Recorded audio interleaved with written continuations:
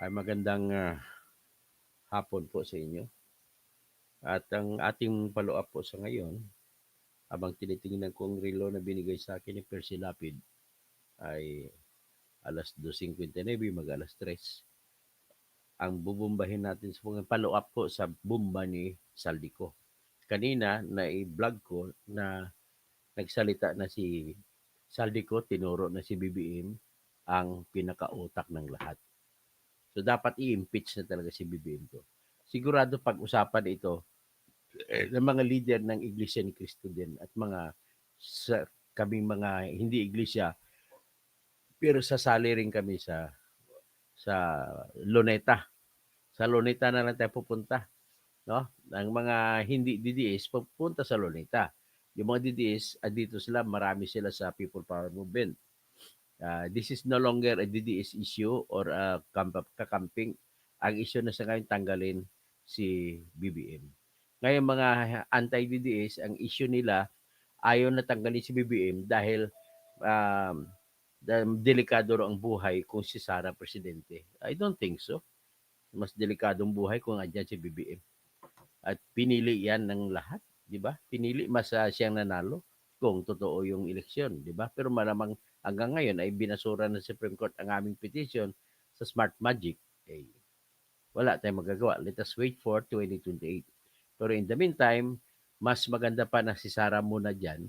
Kung ako tanongin ninyo, kaysa yung manatili si BBM, ubos na po yung pera natin. Mga pinangako, kita mo ang liliit kada bagyo, ang liliit binibigay. Kasi wala ng pera. 50 million buong Cebu. Tapos mamimigay yung pinangako ng mga ayuda, mga 5,000, 10,000 sa mga nawala ng bahay, ay hanggang ngayon po, pangako pa lamang.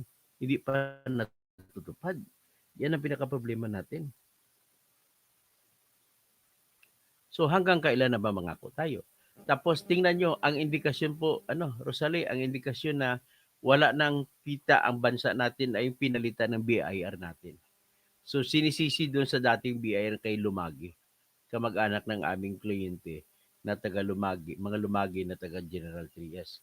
Tinanggal na si Mr. Lumagi, pinalitan siya ng bago.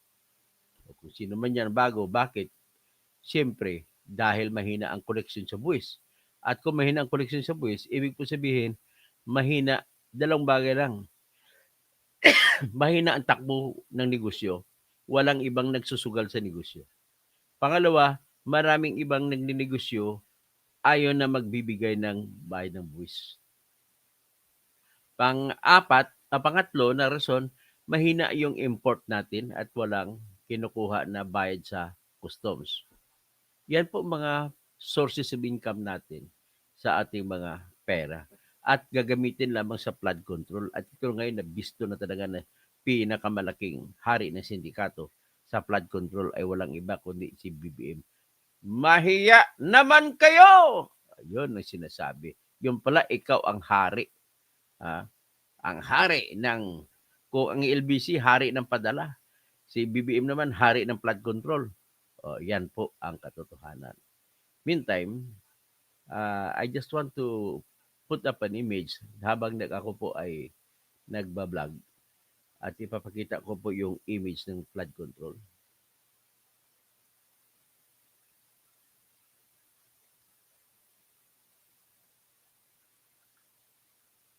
Ito. Wala lang akong nilagay na mukha kasi para naman ay hindi naman maano yung mga kwan. Ayan, ang title ko lang, Bomba ng Flood Control. Laban kay Bong Revilla, Nancy, Binay, si Grace po, tsaka si CHIZ. Yan po ang ating pag-usapan sa ngayon. So, ito, ipipresenta ko po sa inyo yung testimonya ni Yusek Bernardo, yung mga dagdag na testimonya niya po. So, ito na, ipapasok na po natin. Ito na. Ito na. Ito na. Ito na. Ito na. Ha, ha. Jubi-jubi-du. Jubi-du-du. Ayan. Ay, meow, meow, meow, meow. Kayong mga nakaupo. Subukan nyo namang tumayo. Baka kayo mamyaw meow meow, baka kayo mamyaw meow meow. Ayan. We will recognize again the members of the committee in the order of their arrival. Ano? And the first to arrive, Wala na muna yung rival. he has submitted his supplemental affidavit to the Department of Justice, and we want to hear, for the record, his sinumpang salaysay as submitted or supplemental affidavit. This is supplemental to the September 25 affidavit that he submitted likewise to the Department of Justice, which he also testified before this committee. So, Yan na, ang isasabit niya pandagdag na sinumpang salaysay ni Yusek Roberto Bernardo. Ang tanong ko lang, bakit installment? Dapat ibuhos na lahat. Tapos may second affidavit, supplemental affidavit pa yun para kay si Rosalia. Undersecretary Bernardo, you're recognized. Good morning, Mr. Chair and the honorable members of the Blue Committee. Mr. Chair, may I be allowed to read an opening statement? Go ahead. How many minutes? 3 minutes lang po. Go ahead. Go ahead. Okay. Salamat po. Dear Senator Lacson and honorable members of the Blue Ribbon Committee, again, I am Roberto R. Bernardo, formerly an Undersecretary for Operations of the Department of Public Works and Highways. Today, I am once more before the Honorable Blue Ribbon Committee upon its invitation and consistent with my assurance during my first appearance last September 25, 2025 to fully cooperate in its ongoing investigation. I am here not only out of respect for the invitation of the Honorable Committee, more importantly, I am compelled to come clean because of my fear of God Almighty and my ardent desire for my countrymen to give me a chance to atone for what I have done and failed to do, for which I offer no excuse or justification. Nung ako'y nabanggit sa mga irregularidad na ito, ang una kong naisip ay manahimik tungkol sa nalalaman ko. Haharapin ko na lang ang mga asunto na isasampa sa akin. Ako ay aasa na lamang sa pamamagitan ng aking pananahimik ay makakakuha ako ng proteksyon mula sa makapangyarihan sa politika at maimpluwensyang mga personalidad na silang may pakana o kaya nagbigay daan sa mga irregularidad na ito. Gayunpaman, napagtanto ko na ang isang pagkakamali ay hindi maaaring iwasto ng isa pang pagkakamali. At kung may maisang pamangkaso ay maaaring magtagal ito bago matapos. Sa aking pagkakaalam sa mga nakarang scam, tulad ng ilang kaso ng PDAF, mahigit isang dekada na ang nakalipas, hanggang ngayon ay dinidinig pa. Kawawa ang bayan. Hindi ko matiyak kung ang mga pangunahing may sala sa mga irregularidad na ito ay mapapatawan ng kaukulang parusa sa lalong madaling panahon. Gayunpaman, umaasa ako na sa pamamagitan ng kasulukuyang mga pagdinig ay makakabuo ang ating mga mambabatas ng kaukulang batas na hindi lamang tutugon sa epekto ng mga maanumalyang gawain ito, kundi na rin makakapigil sa pag-ulit nito. The magnitude of the irregularities and how this have gravely affected and will affect our nation and its citizens cannot be overemphasized. I am committed to disclose everything that I know regarding these anomalies, particularly the complicated and ingenious ways by which these were carried out and perpetrated all these years. This, despite the serious threats to my personal safety and that of my family and loved ones. Mula sa aking paninilbihan bilang isang mababang laborer hanggang ako'y naging isang undersecretary, napag-alaman ko na ang profesional na kakayahan at integridad ay maaaring hindi sapat upang matiyak ang tagumpay sa profesional na karera ng isang tao. Nakapaloob sa isang tiwaling sistema kung saan ang isang tao ay pinangakuan ng biyaya o kaya'y pinipilit na lumahok sa mga irregularidad. Ang takot sa maaaring masamang mangyari bunga ng hindi pagsunod o pagnanais na rin sa personal na pakinabang o kaya'y kombinasyon ng dalawang ito ay sumisira sa moral na direksyon ng isang tao. Lalo na kung ang mga dapat na may pangunahing kakayanan na humadlang sa masamang gawain ay siya ring may pakana nito at nagbibigay daan dito. Naniniwala ako na hindi lamang ako ang nakaranas sa sitwasyong ito. Nakikiusap ako sa mga nasa ganitong kalalagayan na magtiwala sa kinauukulan at lumantad na at makipagtulungan sa kasalukuyang investigasyon.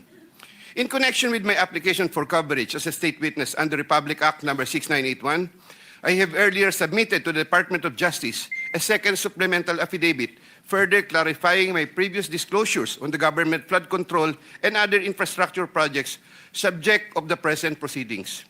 Once again, with the assurance of the Honorable Committee that my rights and benefits under RA 6981 shall be respected, I will be submitting the second supplemental affidavit to the Honorable Committee with the prior authority of the Department of Justice through the Honorable Frederick A. Vida, Acting DOJ Secretary, as set out in an authority to disclose, which I am likewise submitting to the Honorable Committee. Thank you po. O yan. Proceed with your statement.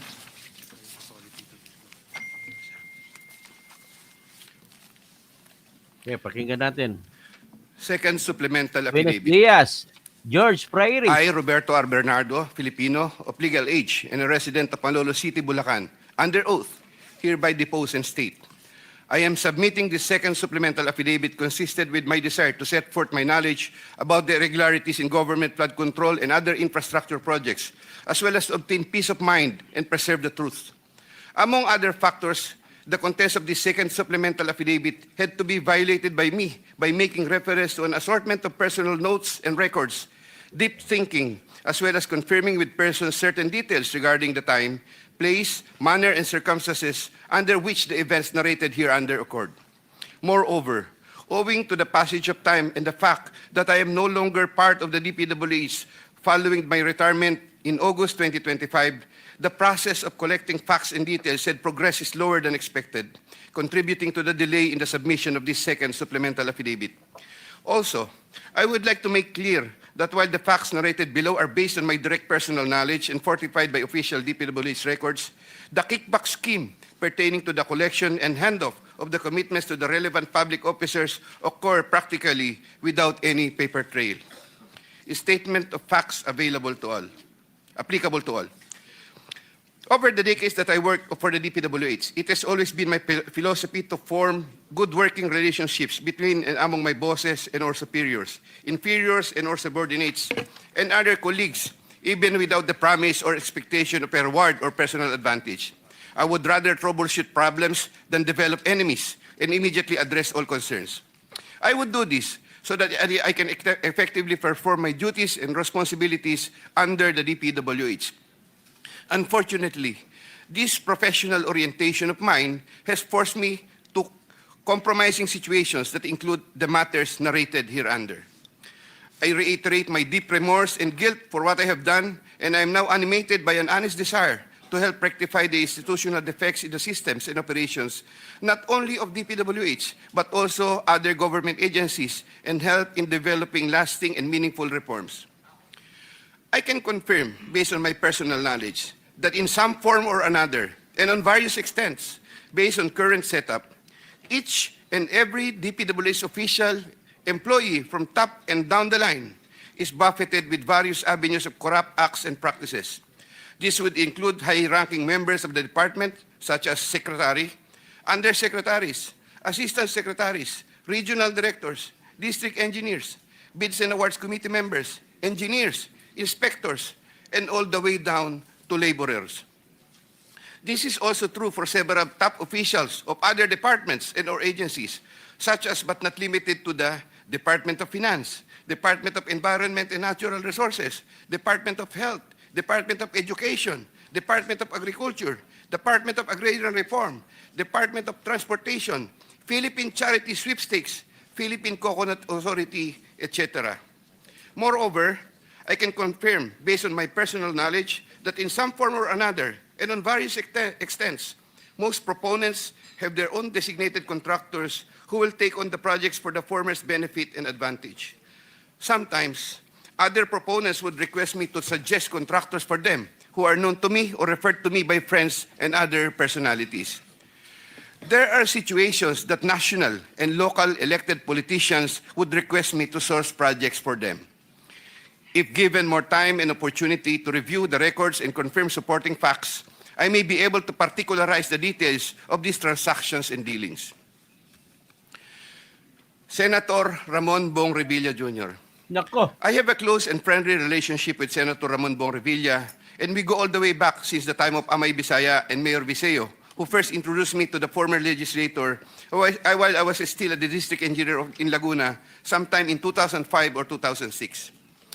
We frequently meet in important social gatherings. Senator Revilla later on became a godparent of two of my daughters, while I became a godparent to one of his children. When Senator Kumpare Revilla was sila. incarcerated, I visited him several times at the PNP Custodial Center at Camp Crame. Because of our close relationship, Senator Revilla had asked me for assistance on several matters which I can no longer exactly recall at the moment because this happened a long time ago, and I presently don't have records to help me reconstruct the events. Sometime in the third quarter of 2024, Senator Revilla and I met where he asked me for a list of projects for funding, ostensibly to help him in his national campaign. When Senator Revilla asked me about the percentage of the commitment, I suggested either 20 or 25, to which Senator Revilla said 25%. Soon thereafter, also in the third quarter of 2024, I asked then District Engineer Henry Alcantara to prepare a list of projects, which he subsequently gave to me. The said projects are enumerated in a list here to attach as Annex A. Moreover, still in the third quarter of 2024, I also asked then District Engineer, but later Regional Director for NCR, Engineer Gerard Opalencia, to prepare a list of projects, which he subsequently gave to me. The said projects are enumerated in a list here to attach as Annex B. I had the list of projects totaling 1.5 billion submitted by Engineer Henry and Engineer Gerard, consolidated in one sheet of paper, and gave the same to Senator Revilla in the third quarter of 2024. With respect to the projects under the NEP and HGAB, I followed this up with Secretary Manny Bonoan upon request of Senator Revilla, who would also follow this up with Yusek Cathy Cabral. The White House compound is the ancestral home of the Revillas with the large Blue Gate entrance at the time. Sometime in the last quarter of 2024, Engineer Alcantara collected the 25% commitment of about 125 million and informed me that the same was ready for turnover through Engineer Gerard Opalencia. Engineer Gerard Opalencia told me that the 25% commitment was already loaded in my vehicle. After receipt of the 25% commitment, which were packed in 6 cardboard boxes, each containing at least 20 million, and 1 paper bag containing 5 million, I called up Senator Revilla to inform him the same is ready to be turned over to him. Sometime December 2024, probably the Monday after my receipt of the commitment, my driver and I went to the residence of Senator Revilla. Upon reaching the area, I tried calling Senator Revilla, but he was not answering my call, so I waited. After waiting for approximately 1 hour at a nearby gasoline station, we were finally allowed inside the compound by the guard. Once inside, we parked the vehicle, and shortly upon alighting, I saw Senator Revilla at the terrace. I walked over to Senator Revilla for a casual talk. While the boxes were being unloaded, Senator Revilla and I talked for about 20 to 25 minutes. I asked him, "Sen, bakit hindi ka nangangampanya?" Senator Bong replied, "Okay naman pare, maganda results ng survey. Relax muna." The personnel of Senator Revilla helped in unloading the boxes. After the delivery of the commitment, I headed back to Manila. Sometime late January or February 2025, in relation to a list of projects submitted by Engineer Gerard Opalencia, Senator Revilla called me to follow up on the status of the commitment. About a week later, sometime February 2025, I informed Senator Revilla that the same was ready for turnover. Before the start of the campaign period for national elective positions, I directed one of my aides to deliver commitment amounting to 250 million to the residence of Senator Revilla at the White House compound, Aguinaldo Highway, Bacoor, Cavite. Senator Nancy Binay. Carlin Yap Villa is the aide of Senator Nancy Binay, who transacted with me regarding the latter's projects and commitment. If I recall correctly, I first met Carlin in the year 2018 during the budget season at the Senate. Eventually, sometime 2019, Yusek Traigip Olivar, whom I knew very well, endorsed Carlin to me. From then on, Carlin would contact me directly to follow up the status of different matters. Sometime fourth quarter in 2022, Carlin, claiming to act on behalf of Senator Binay, asked my help for the transfer of an assistant district engineer in Mindanao to another district, a request which I endorsed to Sec. Bunoan. Sometime during the third to fourth quarter of 2022, Carlin requested on behalf of Senator Binay for a list of projects worth around 1.882 billion with 12% commitment. The said projects are enumerated in a list here to attach as Annex C. I got 3% of 1.882 billion. I prepared a list of projects within my area of jurisdiction with the help of DPW's officials, but could not recall at this time exactly who among them gave me the list. But I can recall that it was Engineer Manny Bulusan who coordinated the collection of the commitment. Eventually, during the first quarter of 2023, the commitment was delivered to Carlin for Senator Binay in several tranches in Makati and Quezon City. But I could not recall at this time the details of the deliveries, but I undertake to submit additional information thereon. Sometime last quarter of 2023, Carlin again asked for Senator Binay a list of projects for inclusion and funding under the 2024 GAA, which I provided with the help of Engineer Gerard Apulesio and Engineer Henry Alcantara. The total list of projects initially amounted to 2.5 billion, but which was reduced to 1.672 billion. The said projects are enumerated in the list here to attach as Annex D. Apparently, some individual or group offered Senator Binay a higher amount of commitment of 15% instead of the previous 12%, with the promise that the commitment would be released much earlier. Yusek Trigiv learned about the plan to transact with this individual or group, and I was informed by Yusek Trigiv that he confronted Carlin and said to her, "Bakit nyo binabawasan ng kay Robert? Siya din naman ang nilalapitan ng mga yan pagka nagkakaproblema."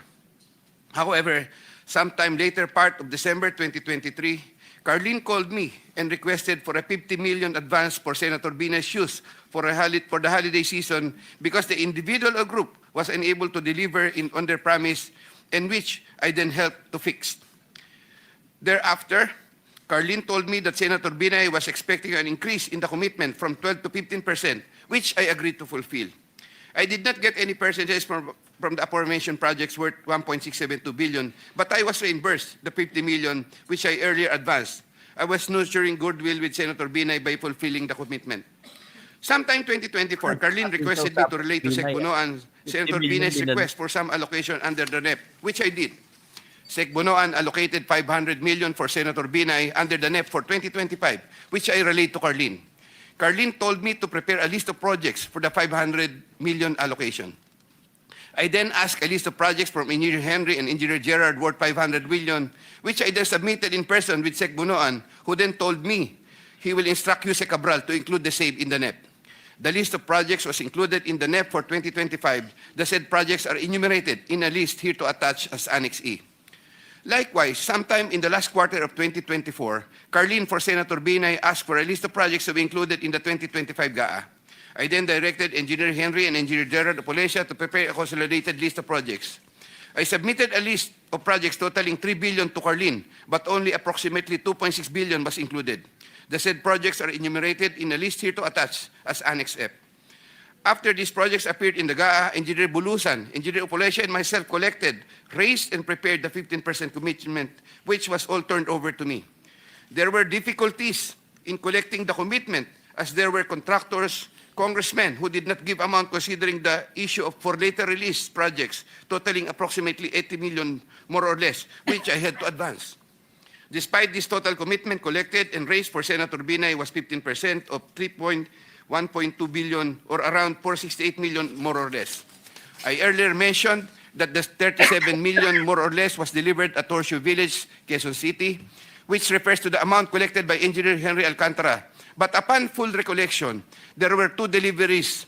The first delivery amounted to 340 million at a house in Horseshoe Village, Quezon City, and the second delivery amounted to at least 200 million at another house, but also in Horseshoe Village, Quezon City.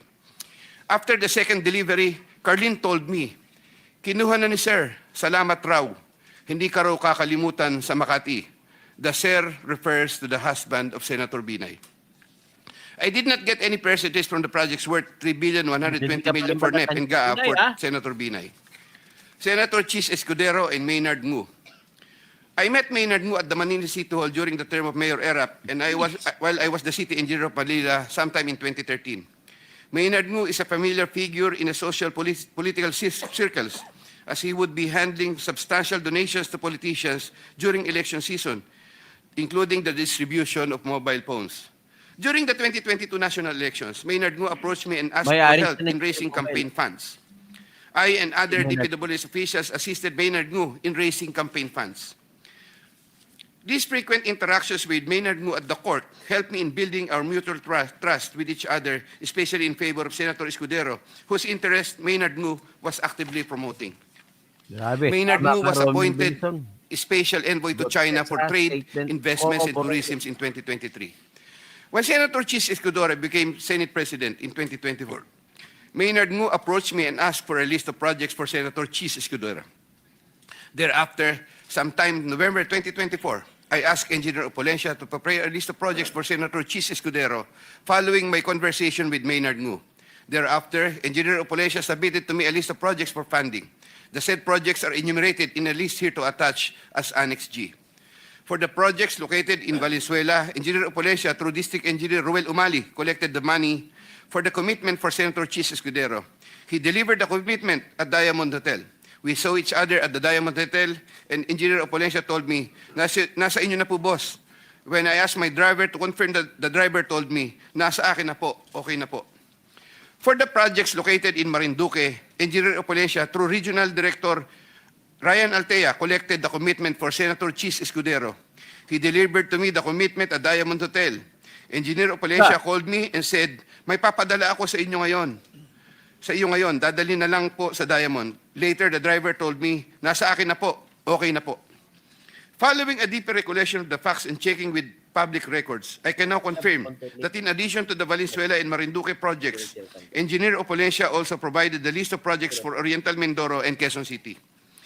The complete list of projects for Senator CHIZ Escudero is worth 1.4 billion with 20% commitment. The said projects are enumerated in a list here to attach as Annex H.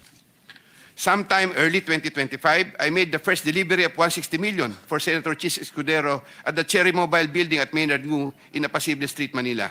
Thereafter, early 2025, I made the second delivery of 120 million for Senator CHIZ Escudero, also at the Cherry Mobile Building of Maynard Ngu.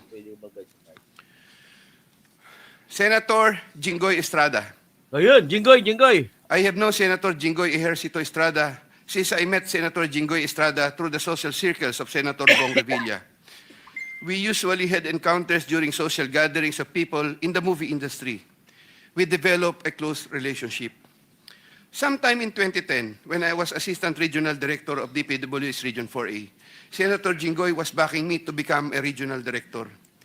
When I failed to become a Regional Director, I applied for the position of City Engineer, and Senator Jinggoy was one of those who recommended me. When he was incarcerated, I would visit him, but sometimes together with then City Mayor Joseph Erap Estrada. Sometime in 2023, Senator Jinggoy requested Secretary Bonoan through me for projects worth 500 million. Secretary Bonoan agreed to give 450 million for the DPW's NCR building, which Jose Cabral included in the NEP for 2024, with an 18% commitment for Senator Jinggoy. Senator Jinggoy called me sometime in the third quarter of 2024 and asked me to request the amount of 1 billion from Sec Bonoan. Senator Jinggoy said, tulungan mo na lang ako dyan kasi marami pa akong tutulungan sa eleksyon. I replied, okay na ba ang 25% Sen? Sen Jinggoy responded, okay na ang 25%. I relayed to Sec Bonoan the request of Sen Jinggoy. The former then asked me to prepare a list of projects for the latter. In turn, I asked Engineer Gerard Opulencia for a list of projects. When Engineer Opulencia gave me the list, I gave it to Secretary Bonoan, who told me that he will give the same to Jose Cabral and that the latter will take care of it. At the moment, I cannot locate the list or a copy thereof.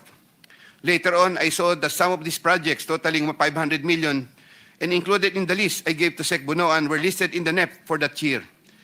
These projects, as appearing in the NEP, are enumerated in a list here to attach as Annex I hereof. Thereafter, Senator Jinggoy called me and asked me what happened to the difference of 500 million. I relayed this to Sec Bonoan. The latter replied that he will prioritize the matter as soon as there is available funding. Subsequently, I found out that the projects totaling 200 million were included in the HGAB for 2025. These projects, as appearing in the HGAB, are listed Annex J hereof. However, Senator Jinggoy called me again for the difference of 300 million to complete the 1 billion project value that was requested. During the BICAM, projects worth 750 million were again included in the projects to eventually form part of the 2025 GAA. The said projects are enumerated in a list here to attach as Annex K. The total budget for the projects which appeared in the 2025 GAA is approximately 1.45 billion, more or less. After Engineer Opulencia collected the 25% commitment, approximately 360 million, and delivered the same to Diamond Hotel in Manila. Thereafter, I tasked my driver to deliver the boxes to Sen Jinggoy at the Archaga building in San Juan City. Senator Jinggoy personally confirmed to me his receipt of the commitment and thanked me for the same.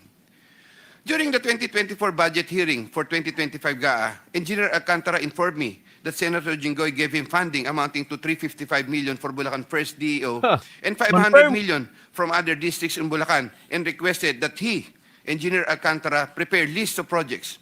The said projects are enumerated in a list here to attach as annexes L and L-1 respectively. Later on, sometime in the first quarter of 2025, Senator Jinggoy asked me to get the 25% commitment for the aforesaid list of projects from Engineer Alcantara. Engineer Alcantara then delivered to me the 25% commitment, approximately 213 million, which I delivered to Senator Jinggoy at the Artiaga building in San Juan City. Address na, kuha-kuha pa. Senator Grace Poe. Sometime third quarter of 2024, Grace po. J.Y. De La Rosa, a staff of Senator Grace Poe, requested Sec Bunoan through me Hira mo yung if Senator Grace Poe can be accommodated in the DPW's NEP. Sec Bunoan told me there is a 500 million for Senator Grace Poe and instructed me to ask the Senator for a list of projects. 500 million. J.Y. De La Rosa told me to coordinate the matter with Mrs. Patron, a contractor. Mrs. Patron told me to prepare the list. Upon my instructions, Engineer Gerard Opolesha submitted a consolidated list of the following projects, 1 in Laguna and 3 in NCR. These projects are indicated in the list here to attach as Annex M. Thereafter, the list of projects was included in the NEP by Sec Bunoan through Yusek Kati Cabral. Later on, the said projects appeared in the GAA for 2025. There was a 20% commitment collected for Senator Grace Poe. Mrs. Patron, a contractor, collected the commitment for Sen Grace Poe at Diamond Hotel from one of my aides. Congresswoman Mary Mitzi Mitz Kahayon Uy. There were projects released in Congresswoman Kahayon Uy's congressional district, which I facilitated. I submitted projects being proposed by her to proponents for funding, the details of which I am still verifying and confirming at the moment. Yung Congressman Flerida Robes. There were also projects released in Congresswoman Flerida Robes' congressional district, which I Patay ka, Robes. facilitated. I submitted projects being proposed by her to proponents for funding, the details of which I'm still verifying and confirming at the moment. Congressman Zaldico. Oh, saldi ko. In addition to my statements in my affidavit dated 25 of September 2025, I was told by Engineer Alcantara, Congressman Zaldi would from time to time deal also with engineers Gerard Pacanan, Gerard Opolesha, and Danny Villa. There were times Engineer Gerard Pacanan and Gerard Opolesha would give me certain amounts, supposedly from Congressman Zaldico. Yusek Traigib Olevar of David.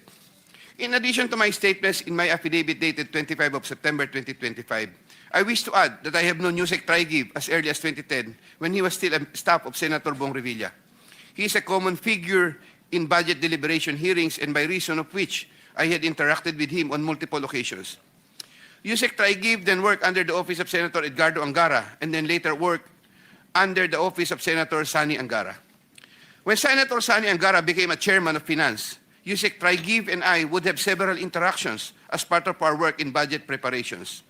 When Senator Revilla was incarcerated with Senator Jinggoy Estrada, Yusek Traigib and I would frequently call each other so we can help look after the welfare of concerns of Senator Revilla, whom I visited several times with Senator Jinggoy Kahit Estrada nakakulong, tumatanggap pa rin. Grabe. Ibang klase si Jinggoy tsaka si Bongbong Revilla. while they were in detention. Aside from the details I had earlier mentioned in my affidavit dated 25 of September 2025, Yusek Traigib and I also had transactions concerning Senator Angara between 2019 and 2024, where Yusek Traigib received deliveries representing 12% of the projects of Senator Sani Angara, while the latter was chairman of finance.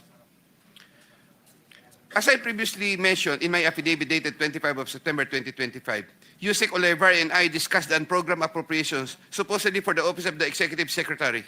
Thereafter, DPWH received a special allotment release order, which included projects worth 2.85 billion.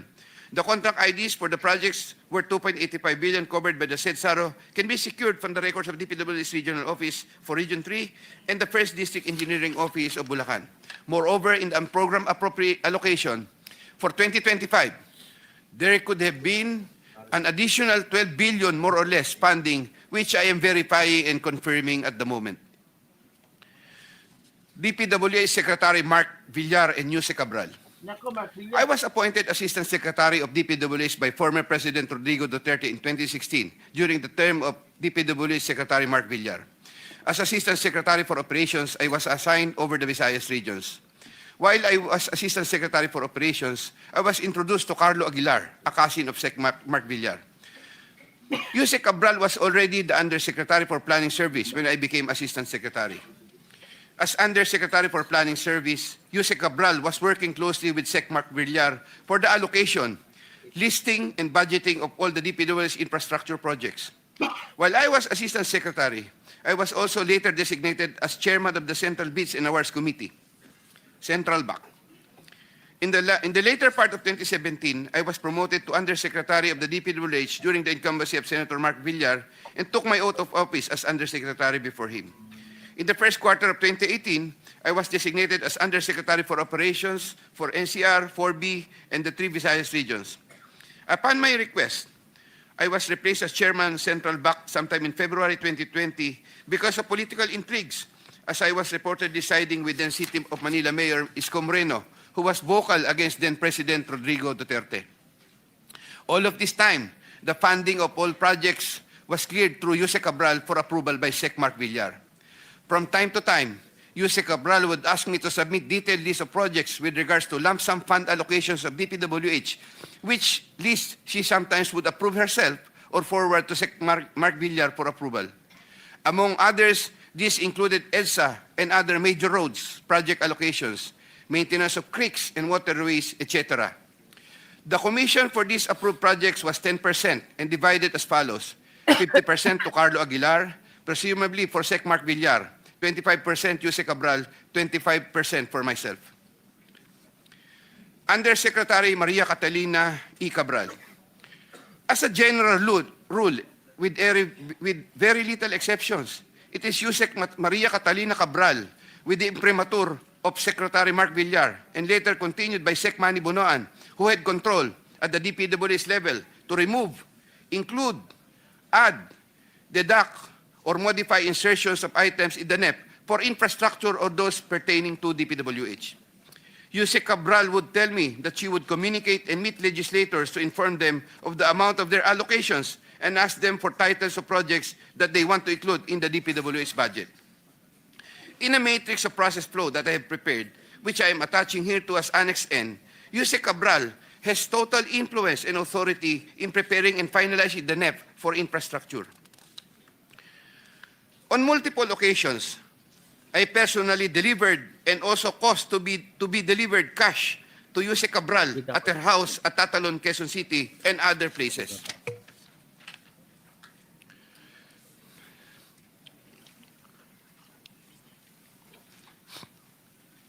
DPWH Secretary Manuel Bonoan. DPWH Secretary Manuel Bonoan is a long-time DPWH official who has held top positions through different administrations.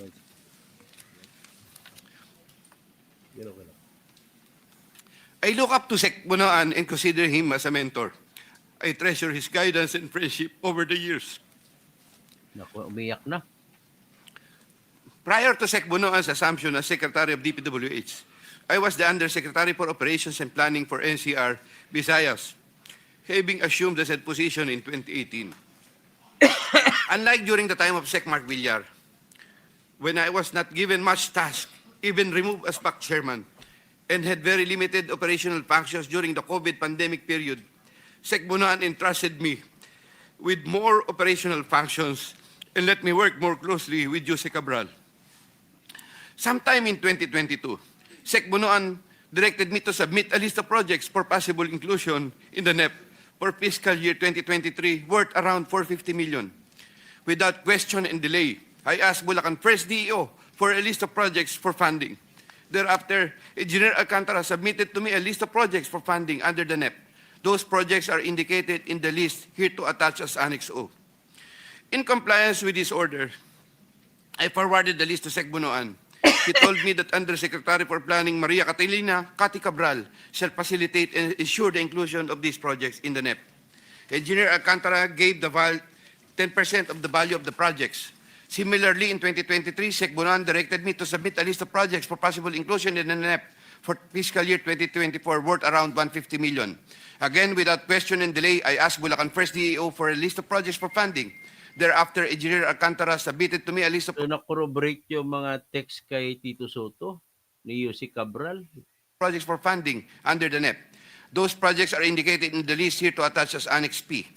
In compliance with this order, I forwarded the list to Sec Bonoan. In compliance with this order, I forwarded the list to Sec Bonoan. Sec Bonoan said that Yusek Cabral shall again facilitate and ensure the inclusion of these projects in the NEP. Engineer Alcantara gave 15% of the value of the projects.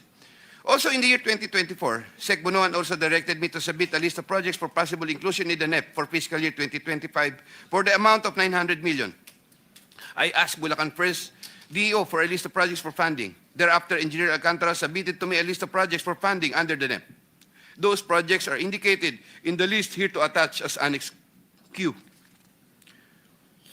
In compliance with this order, I forwarded the list to Sec Bonoan. Sec Bonoan said that Yusek Cabral shall again facilitate and ensure the inclusion of these projects in the NEP. Engineer Alcantara gave 20% of the value of the projects. With respect to the commitments collected by Engineer Alcantara narrated above, Secretary Bonoan and I received a percentage. In many instances during budget deliberations, I was tasked by Sec Bonoan to talk to legislators over their funding and other concerns, and to forward these concerns to Yusek Cabral for action and resolution. Sec Bonoan and Yusek Cabral. Every year, including years 2023, 2024, and 2025, Yusek Kati Cabral apportions the budget ceiling for the DPW's allocable NEP among the districts according to the endorsed programs, activities, and projects, PAPs. Although she would make it appear that 100% allocable NEP had been apportioned, Yusek Kati Cabral would reserve a substantial percentage of that allocable NEP for her and Sec Bonoan's preferred projects. Sec Manny Bonoan would from time to time ask me to take charge of part of his own reserve allocations. The value of the projects that I handled for Sec Bonoan was at least 5 billion per annum for the years 2023, 2024, and 2025, with an average of 15% commitment. Of this 15% average commitment, Sec Bonoan, 75% usually would give, of this 15% average commitment, Sec Bonoan, 75%, usually would give me 25% of the commitment, with the rest of the commitment shared between him and Yusek Kati Cabral. Yusek Kati Cabral herself took charge of her own reserve allocations. Once again, I humbly reserve the right to submit another supplementary affidavit if warranted in the premises. I attest to the truth of the foregoing statements based on my personal knowledge and authentic records. Mr. Chair, thank you. Thank you. The Vice Chairman, Senator Erwin Tubio. Okay, so let us follow the questionings at kung paano sasagot. So at least klaro, naipresenta ko na po kanina si Saldico na tinuturo si BBM mangutak. So ngayon, pinesenta ko si Yosek Roberto Bernardo at na-corroborate ang halos lahat na narinig na natin. So Saldico, pinangalanan niya na po si BBM ang mastermind. Patuloy tayo makinig sa kung ano sasabihin dito. Mga tanong ni Senador at mga sagot ni Yosek Roberto Bernardo. You may reclaim your time. Thank you, Mr. Chair. Okay. Yun, si Congressman Eric Sylvester Tolpo. Tatanong. Aside from the tables attached as annexes, may iba ka pa bang ebidensya na magpapatunay po sa inyong sinumpaang salaysay? Ayun. Bakit ganun ang tanong? Kasi sa totoo lang, Mr. Erwin Tolpo, nais mong protektahan si Romualdez at saka si BBM. Mr. Chair, I would of course, I may submit additional documents po pagka po na retrieve from the records. Meron po. May records. All right. Mr. Chair, babalikan ko po si Engineer Bernardo. Ang tanong ko lamang po at tanong ng mga kababayan natin, napapansin po kasi nila na isa-isa ng mga opisyal, dating opisyal sa DPWH, maging ang ilang mambabatas, ay tumatakbo po sa ibang bansa. How do we stop this flight Mr. Chair, kasi baka darating po ang araw, wala na po tayong maimbestigahan, wala na pong mapapanagot dahil lahat po sila ay nasa ibayong dagat na. Pupunta rin si Romualdez na boss mo sa ibang ibayong dagat. Paano po yun, Mr. Chair? Do we have any plans? Do we have any actions para... I know, Mr. Chair, hindi natin pwedeng pigilan po yan dahil yan po ay karapatan naman nila. Pero dahil may investigasyon po nangyayari, ito po yung accountability, Mr. Chair.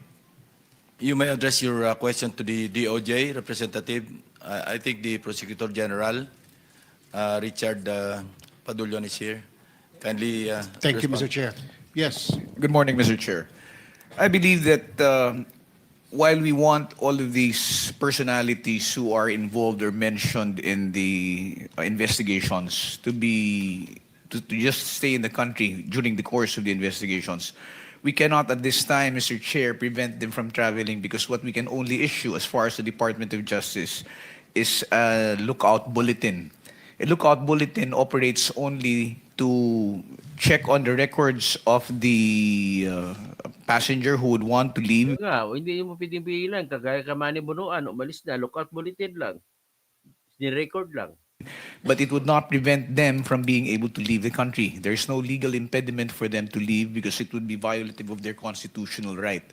However, if I may be bold enough to suggest, Mr. Chair, in answer to the question of the good senator, yes, there are investigations which are being undertaken at this time. And while I understand that cancellation of passports can only be done if, for example, there are cases which are already filed, and this can only be done through the courts.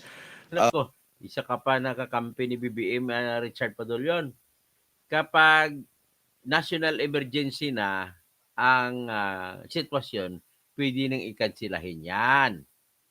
I believe that representations can probably be made by the investigating bodies with the executive branch, that would be the Department of Foreign Affairs, to possibly hold or possibly cancel passports of those who are undertaking or undergoing investigations, Mr. Chair.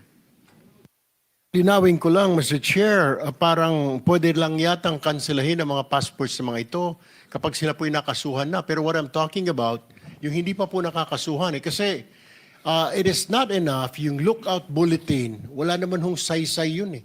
Kahit na nandoon siya sa lookout bulletin, pwede niya sabihin, wala pa naman ho akong kaso. The only way to stop that person is kung may hold departure order, which we know kung may kaso na. So, ano hong pwede bukod dyan na sinasabi sa lookout bulletin? Are you suggesting na the DFA kanselahin ang passport? But can we do that? Rights. I understand, Mr. Chair, if I may, sir, answer the question. I agree with you totally that there is no basis to cancel the passports up until the time that there are cases which are filed as against them and there are representations or there's an order issued by the court allowing for the cancellation. But the question earlier was with respect to what can be done at this time while there are no cases which have been filed. The only solution that I can find for this particular predicament, Mr. Chair, is for us to fast-track the filing of the cases or for cases to be fast-tracked so far as investigations are concerned before the Office of the Secretary of Then Justice fast-track. Bilis and nyo. before the Office of the Ombudsman. And then and only then, once these cases are filed in court and warrants are issued, can we move for the cancellation of the passports. In the meantime, the suggestion that I made earlier was just a suggestion, Mr. Chair, if only to address the concern of what can be done in the meantime when there are no cases yet which are filed in court. Kailan po kayo magpa-file ng mga kaso? Kailan po natin makikita na ang DOJ ay magsasampa na po ng kaso? Cases are already being investigated right now, Mr. Chair. There are 5 cases for flood control projects, ghost projects, which are undergoing preliminary investigation at the moment. There are several cases also which are undergoing evaluation by the Department of Justice. I believe there are also cases which are also pending before the Office of the Ombudsman, Mr. Chair. We expect to terminate the preliminary investigation of the first 5 cases probably within the first week of December or by the middle of December, sir. To know kung ito po mga cases that will be filed by the DOJ, ay mga officials lang po ito ng DPWH, former officials and contractors? Meron po bang kasamang mga politiko na rito? As of this time, Mr. Chair, as far as the first 5 cases which are undergoing investigation, it involves only officials of the DPWH, particularly those in District 1 in Bulacan, sir. All right. My next question is, Mr. Chair, alam kong sinusundan nyo rin po. At ano na ho nangyari? I don't know if you can answer this, Attorney Fadulyon, kayo po sa DOJ. Nasaan na po yung ating witness na si Ginoong Guteza? Because yung kanya pong testimony ay napakalaki po. Lahat po tayo nagimbal dito. So we want to find out, is he okay? Where is he at? Is he still alive? Is he dead? Ano ho nangyari? Mr. Chair, Department of Justice would not be in any position to So tayo, Mr. Chair, now I direct my question to Yusek Bernardo. Yusek Bernardo or Engineer Bernardo. Common practice po ang bentahan ng mga pondo sa lower house. Alam po natin yan. Alam po ninyo yan. Ikaw po ba ay naalok na rin ng pondo for flood control ng mga mambabatas? I know you've been talking about senators, may mga congressman. Pero ikaw po ba ay nabentahan na ng pondo para sa flood control? Mr. Chair, as far as I can recall, I cannot remember any time na bentahan po ako niyan sapagkat I think the legislators in the lower house have their own way of dealing with projects, especially to the district engineers and contractors. So, sa district engineer po ang nagkakaroon ng transaction between the lawmaker at saka yung district engineer. Tama po ba ang pagkaintindi ko? Yes po, Mr. Chair. As far as I know po, puro ganun po. All right. Walk us through, Engineer Bernardo. Pag nagbaba na po ng pondo, ng budget, ang isang politiko, congressman man yan, sa district, ano po ang nangyayari? Siya rin po ba, tama po ba na siya rin po ang nagsasabi, nagdidictate, ito ang kontratista na gusto kong panalunin mo because siya yung kontratista ang magbibigay ng komisyon kay congressman o sa politiko. Tama po ba yan? Can you walk us through after na ibaba yung pondo ng mababatas doon sa distrito? What is happening? And walk us through hanggang sa makuha ng politiko yung kanyang komisyon or kickback. Mr. Chair, I'm very sorry to be of direct ano po sa ganyang mga proseso sapagkat ang nagkakausap lang po talaga dyan ay ang mga congressmen or legislators sa lower house saka po district engineer o yung mga contractor. Hindi po ako ano doon sa kanilang sistema doon kung paano. Ba't naririnig ko pong ganun talaga? Yun po. Alright, panghuling na katalungan na lang po sa inyo, Yusek Bernardo, bago po ako lumipat dito kay Engineer Alcantara. Nabanggit niyo po ang Office of the Executive Secretary na kasama din po dito sa flood control. Ewan ko bakit to sila may flood control. Ang tanong ko po, sino sa Office of the Executive Secretary ang kausap po ninyo? Can you name names? Mr. Chair, as I've earlier na sinabi ko po, ay si Trigib Olivar po ang kausap ko. Siya lang po nagsabi sa akin nun. Pero hindi po siya sa Office of the Executive Secretary, Engineer Bernardo. Siya po, the last na chinek ko po ay nasa Department of Education po siya. Wala po siya sa Office of the Executive Secretary. Bakit po ninyo nabanggit na siya, yun ay para, yung kanyang hinihingi ay para sa Executive Secretary, Engineer Bernardo? Mr. Chair, yun lamang po ang sinabi niya sa akin. Wala po akong... Senator Tulfo, bukod kay Yusek Olivar, ano, pag sinabing Office of the Executive Secretary, wala ka nakakausap na naka-assign mismo doon sa Office ng Executive Secretary? Wala. Wala po, Mr. Chair. Thank you. Okay, let me direct my question now to Engineer Alcantara. Engineer Alcantara, okay, pagbaba po ng pondo ng politiko sa inyo, ano po nangyayari? Tama po ba? Walk us through with this. Pagbaba ng pondo, sasabihin ng politiko, gusto ko sa kontraktor na ito ang mapanalunin mo. Tama po ba yun? Yes, Your Honor. Okay. Ano ho nangyayari? Nagkaroon ho ng bidding, etc. May bidding-biddingan pa kunwari. 3, 4 ang maglalaban-laban para kunwari. Pero mananalo at mananalo yung kontraktor ng politiko. Tama po ba yun? Yes, Your Honor. Alright. Ano ho na mangyayari after that? Kailan na po i-execute? Tanong ko bakit pinapayagan nila na masundin ang at bakit? Ano bang meron sa congressman? Ba't sundin nila ang sabi ng congressman? Yung proyekto, kailan na ang bigaya na komisyon? Kasi may mga balita po ako, nag-a-advance pa ang ilang politiko. Tama po ba yon na humihingi po ng advance ang politiko? Wala pa po yung pondo, laway pa lang ay nagbibigay na ng advance yung kontraktor. Your Honor, pagdating po dun sa bagay, since sila po yung magkakausap na po, yung contractor and the, hindi po ko knowledgeable kung kailan o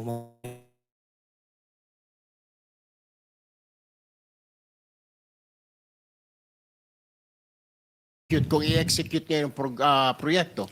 Opo, pagbaba po ng pondo, pupunta na po yung mga contractor po sa office. At magko-confirm naman po na yun daw po ay ibinigay sa kanila. So makipag-usap naman po sila doon sa coordinator for the procedure of the bidding. And then ibibid po, i-implement, doon po nangyayari. Pero yung bigayan po nung obligasyon, since sa amin po ang nagpapamigay po talaga, hindi naman po kami. Pagka-congressional allocation po, Your Honor. Tinatawagan mo ba yung politiko pag sinabi niyang ito yung contractor ko, DE Alcantara o Engineer Alcantara, ito ang panalunin mo? How would you know na yun talaga ang contractor ni congressman o ni senador? Sino?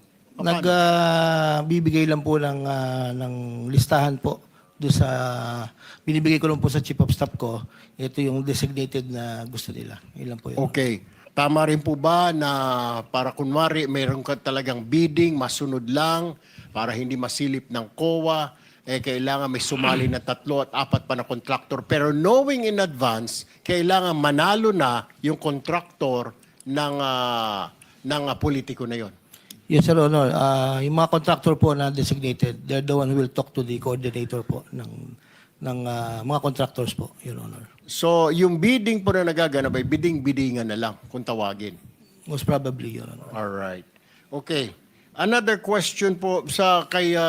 With the permission of Senator Go ahead. Kiko, and just on that point, Senator Kiko, should sa recognize. page 18 kasi nung affidavit ni Ginoong Bernardo, nakalagay dito, number 141. In compliance with his order, I forwarded the list to Sec Bonoan. He told me that Undersecretary for Planning shall facilitate and ensure the inclusion of these projects in the NEP. So sinama pa lamang sa NEP, tapos 142, Engineer Alcantara gave 10% of the value of the project. Ibig sabihin, wala pa yung proyekto sa baba. Nasa NEP pa lang, may 10% na. Normally, ganun po, Your Honor, after the listing of the NEP, Saan galing yung pera? sa mga contractor po na gustong mag-take ng risk po. Yan ang ibig ko sabihin kanina, di ba? May advance na. Kaya yung sinasabi mo na wala kang alam, hindi mo alam, sila nag-uusap, doon pa lang, tama si Senator Pangilinan, may advance na. Sama dito sa statement na binigay na affidavit ni Engineer Bernardo, may advance. Your Honor, i-depreciate ko lang po if you may. Yung pong binabanggit po ni Senator Pangilinan, yun po yung mga special fund po, hindi po yun yung allocable ng congressman, Your Honor. Doon po sa allocable ng congressman, wala pong ganon. Yun lang pong mga special funds na coming from whether, hindi ko po alam kung whether kay Secretary or kay Yusek Cabral or sa House man po, kung saan po. Dalawa po kasi yan, sir, isang allocable po. Yun po yung fixed allocable na naka-allocate po sa district representative. Yun po yung sinasabi ko, sir, na wala pong advance, wala po kaming knowledge. So, yung mga special release po, yung special request po sa department na bumababa rin po sa NEP, that is not part of the allocable of the district representative. Yun po yung merong ganun po, Your Honor. Alright, quickly na lang, okay, before I move to Yusek Bisnar ng DPWH. 3 beses ka nabanggit dito sa affidavit ni Engineer Bernardo. Sa line 19, line 21, line 24. Tama po ba ito? Itong sinasabi na third quarter 2024, I asked District Engineer Alcantara to prepare a list. Tapos sa line 21, 1.5 billion submitted by Engineer Alcantara.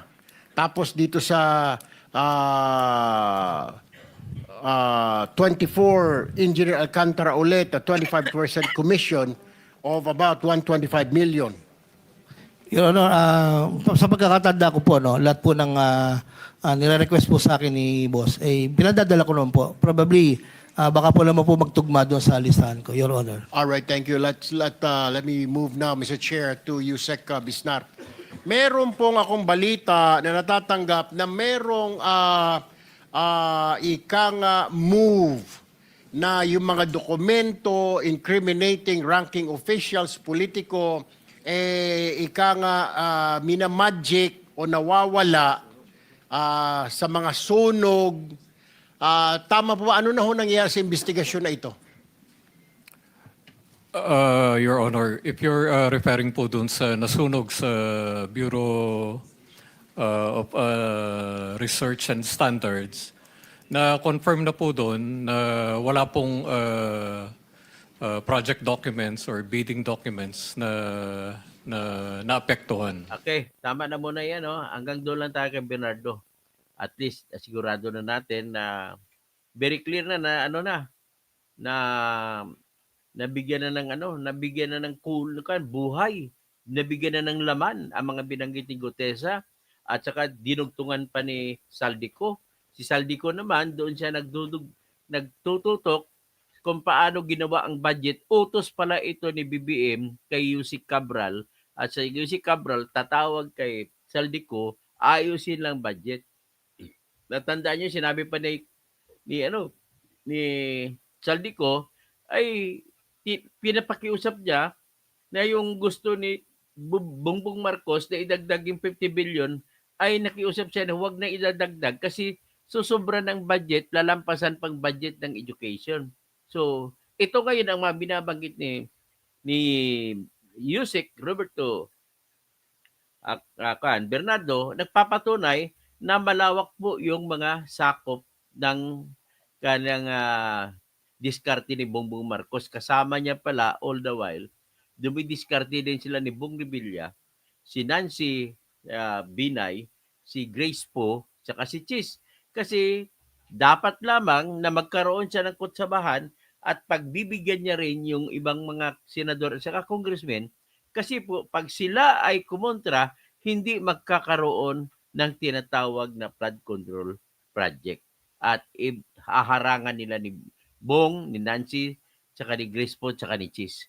Ganun po yan.